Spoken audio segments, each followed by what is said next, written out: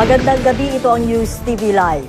Kapapasok lang na balita, naglandfall na ang Typhoon Ruby sa Dolores, Eastern Samar kaninang alas 9:15 ng gabi ayon sa Pag-asa. Taglay nito ang lakas ng hangin umaabot sa 175 kilometers per hour at bugsong umaabot sa 210 kilometers per hour. Mabagal itong kikilos pakanluran sa 16 kilometers per hour.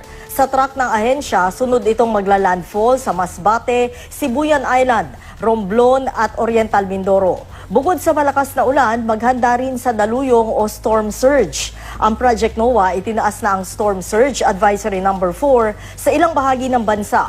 Ibig sabihin, posible pong umabot sa halos 2 palapag ang taas ng daluyong. Lagpas sa 1 palapag naman ang taas ng daluyong sa mga lugar na nasa ilalim ng Storm Surge Advisory No. 3. Alamin naman natin ang sitwasyon sa Tacloban City sa paglalandfall ng Bagyong Ruby. May live report si Sandra Aguinaldo. Sandra?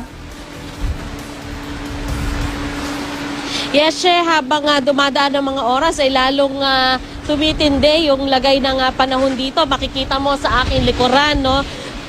Malakas na ang ulan, malakas na ang hangin dito sa aking kinalalagyan sa downtown Tacloban City. Ang napansin natin dito, mula alas 3, no, dahan-dahan nag-deteriorate yung panahon. Kumbaga parang lalo siyang lumalala. Hanggang ngayon nga, nung sinabi mo siya na naglandfall na, talagang daman-daman namin dito yung hagupit ng Bagyong Ruby. Kanina siya ay nag-ikot ako sa downtown na Tacloban at nakita ko rin yung tindi ng epekto.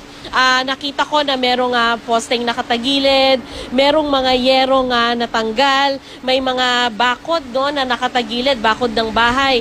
At ang sitwasyon dito ngayon siya ay nasa mahigit 48,000 na ang evacuees dito at napansin ng local government na biglang tumaas ang bilang na evacuees ngayon lamang araw na ito. Maari daw na meron tayong mga kababayan na nasiraan ng bahay o bahagi ng kanilang bahay at naisipan ng lumikas na, habang iba naman posibleng nung una ay malakas ang loob pero bigla na lang natakot dahil nga dito siya may yung hangin meron pang tunog, may konting alulong siya at ang napapansin ko ay para siyang umiikot, hindi lamang isang direksyon ang daan ng hangin na ito at ito ay parang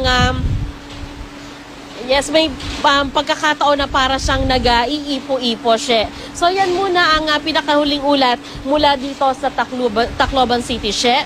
Sandra, parang ang dating sa atin ng video na pinapakita mo ngayon, parang halos wala nang natira dyan, parang ghost town. Etong 48,000 ba na nailikas, pwedeng sabihin na majority ng mga residente ng taga dyan sa Tacloban City talagang umalis?